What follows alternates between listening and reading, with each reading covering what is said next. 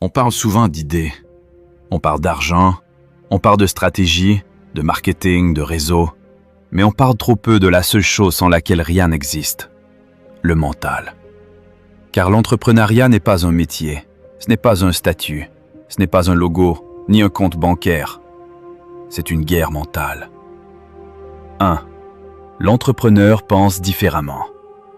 Là où la majorité cherche la sécurité, l'entrepreneur cherche la liberté. Là où la majorité demande « Est-ce que ça va marcher ?», l'entrepreneur demande « Qu'est-ce que je dois devenir pour que ça marche ?» Il ne pense pas comme la foule. Il ne réagit pas comme la foule. Il ne vit pas pour plaire à la foule. Il accepte d'être incompris aujourd'hui pour être respecté demain. 2. Le mental de responsabilité totale. Un vrai entrepreneur ne cherche pas d'excuses. Pas le gouvernement, pas la famille, pas le pays, pas le manque de moyens. Il sait une chose. Tout est de ma responsabilité. S'il échoue, il apprend. S'il tombe, il analyse. S'il perd, il ajuste. Il ne se plaint pas. Il ne joue pas à la victime. Il ne quémande pas la pitié. Il comprend que se plaindre ne construit rien. 3. La capacité à encaisser la solitude. Personne ne parle assez de ça. L'entrepreneur est souvent seul. Seul quand il doute. Seul quand il travaille tard. Seul quand personne ne croit en lui. Seul quand les résultats tardent. Les mêmes qui riront de lui au début l'applaudiront plus tard. Mais entre les deux, il y a le silence. Et ce silence, seuls les forts mentalement peuvent le supporter. 4. Le rapport à l'échec. Pour la majorité, échec égale fin. Pour l'entrepreneur, échec égale information. Il comprend que chaque erreur révèle une faiblesse, chaque perte enseigne une leçon, chaque chute renforce le caractère. Il ne tombe jamais 2 fois pour la même raison. Et surtout, il ne dramatise pas. Il corrige. 5. La discipline avant la motivation. L'entrepreneur ne compte pas sur la motivation. La motivation est instable. Il compte sur la discipline, les habitudes, la constance. Même fatigué, il agit. Même découragé, il avance. Même sans applaudissements, il continue. Il sait que le succès appartient à ceux qui tiennent quand l'envie disparaît. 6. Le temps, l'arme secrète. L'entrepreneur respecte le temps. Il comprend que tout ne vient pas vite, tout ne vient pas facilement, tout ne vient pas gratuitement. Il pense long terme. Il construit pendant que d'autres consomment. Il sème pendant que d'autres se distraient.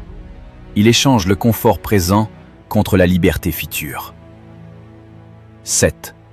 Le rapport à l'argent. L'argent n'est pas une fin, c'est un outil.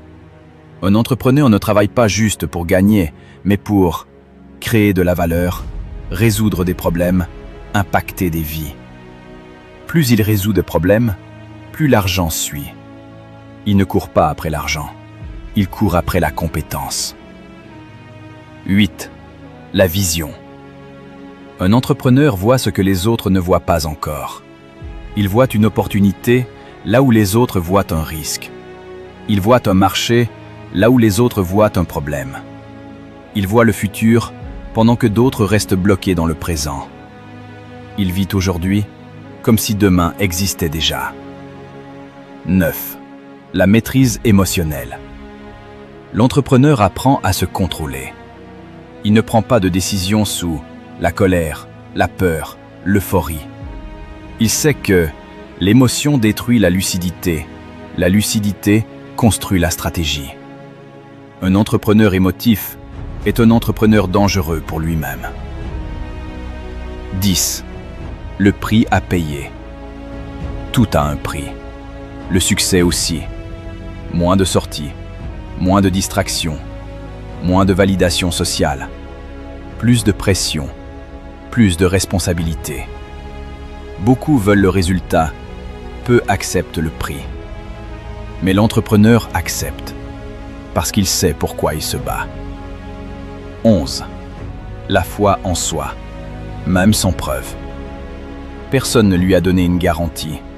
Personne ne lui a promis que ça marcherait. Mais il avance quand même. Il croit avant de voir.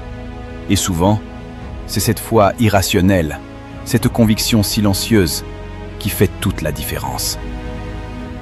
Conclusion. L'entrepreneuriat ne commence pas avec un business. Il commence dans la tête. Si ton mental est faible, ton projet mourra tôt ou tard. Mais si ton mental est solide, tu survivras aux tempêtes, tu apprendras des chutes, tu construiras ce que peu osent construire. Avant de devenir un grand entrepreneur, deviens un mental indestructible. Parce qu'au final, ce ne sont pas les plus intelligents qui gagnent, ce sont ceux qui n'abandonnent jamais.